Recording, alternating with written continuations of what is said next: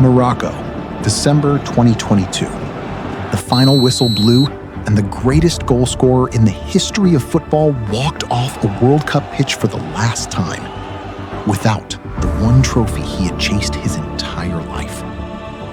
But to understand what that moment meant, you have to go back, all the way back, to a boy on an island with a suitcase and a dream he couldn't fully explain. Madeira, 1997. Cristiano Ronaldo dos Santos Aveiro was 11 years old when he left home for the Sporting Lisbon Academy in Lisbon. He didn't speak much. He cried every night. For me, the main point, the big switch of my life, was to suffer in that moment. When I moved at 11, 12 years old, it was really, really hard for me without my family. My mom, dad, brothers and sisters. His father, Denise, had given his blessing, even knowing what it would cost them both. My father said, if this is what you want, go try, and let's see what happens. It's very difficult. Denise Aveiro was a man who struggled his whole life with poverty, purpose, alcohol.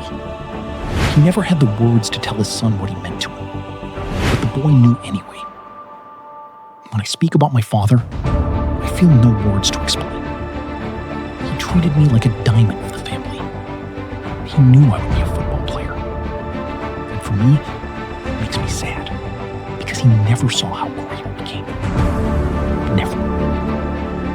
That grief would follow Ronaldo for the rest of his life. The quiet ache of a son who reached the top of the world and looked around for one face that wasn't there. At Sporting Lisbon, the boy who cried himself to sleep began to transform. Something fierce was developing, an obsession with improvement that none of his teammates had ever seen before. He was 15. He was already staying after training, already studying the way defenders move, the way goalkeepers position themselves, already asking questions no teenager was supposed to be asking. By 2003, he was 18 years old and playing a preseason friendly against Manchester United. Sir Alex Ferguson watched him that night and made a decision before the final whistle. Manchester United paid a then-record £12.24 million for a teenager from Sporting Lisbon. The football world was intrigued, but not yet convinced. Of course, I gave 100%. Everything came good, and I appreciated that. But it wasn't easy at first. English football was physical, relentless, skeptical of flair. Opposition players targeted him. The crowd sometimes groaned when he fell. He was called a diver, a show-off. He would have to earn it. He did. Under Ferguson, Ronaldo didn't just improve, he evolved. Season by season, he shed the excess and kept only what mattered: pace, power, precision, and an unwillingness to lose that bordered on something frightening. Ferguson himself described what he was witnessing as something he'd never seen before. The pundits ran out of comparisons. Eventually, they stopped comparing him to anyone. His skill set is unbelievable. He is literally embarrassing some of the best defenders in the Premier League, week after week. The free kick against Portsmouth in 2008 became one of the most replicated moments in football history.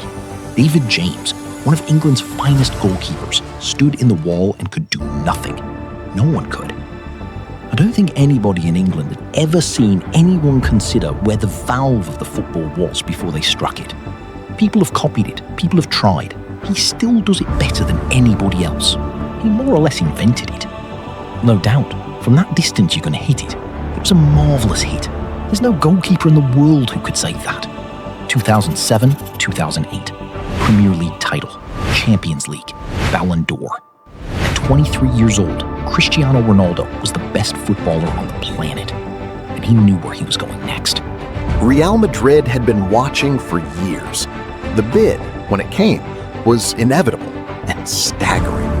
£80 million, a world record, a number that felt less like a price and more like a statement. My dream is to play in Madrid. This is my new house, my new club. I'm going to give 100%. At the Bernabeu, Ronaldo found a stage worthy of his ambition. He scored 450 goals in 438 games. He won 4 Champions Leagues. He claimed 4 more Ballon d'Or awards. Records that had stood for decades were not just broken, they were demolished. And yet, for all the trophies, all the nights, all the goals, Ronaldo carried something that no medal could touch.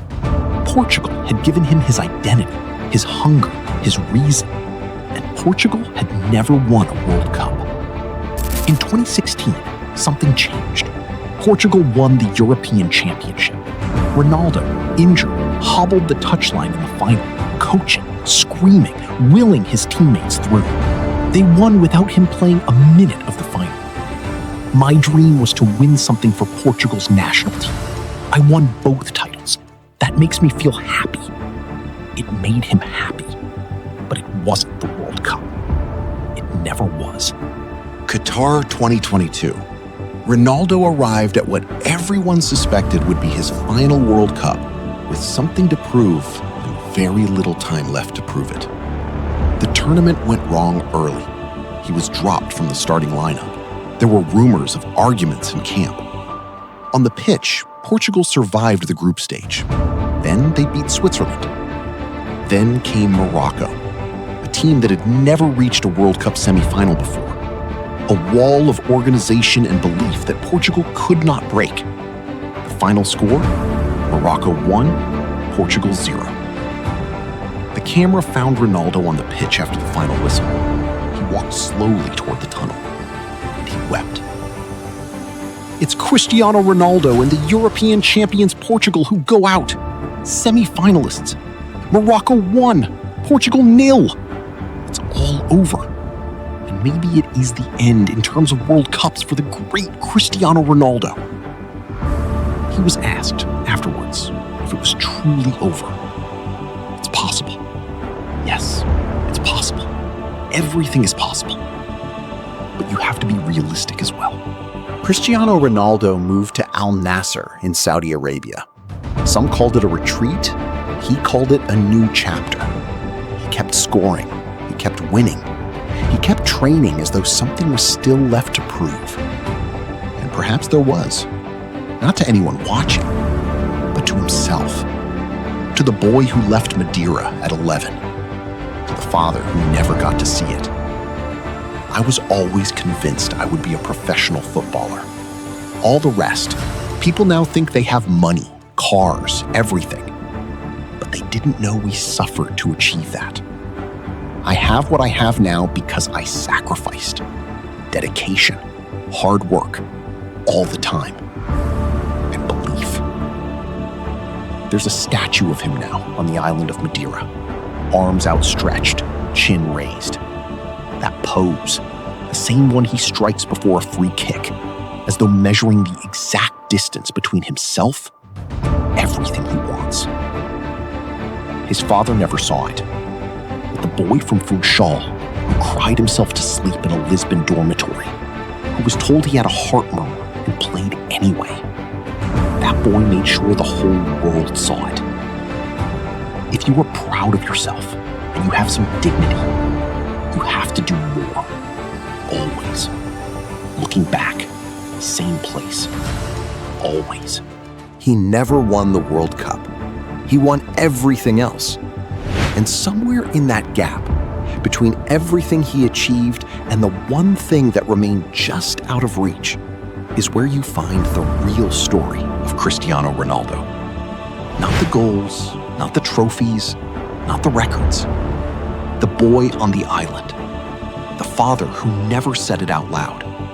The dream he carried every single day to every stadium in every country for 30 years.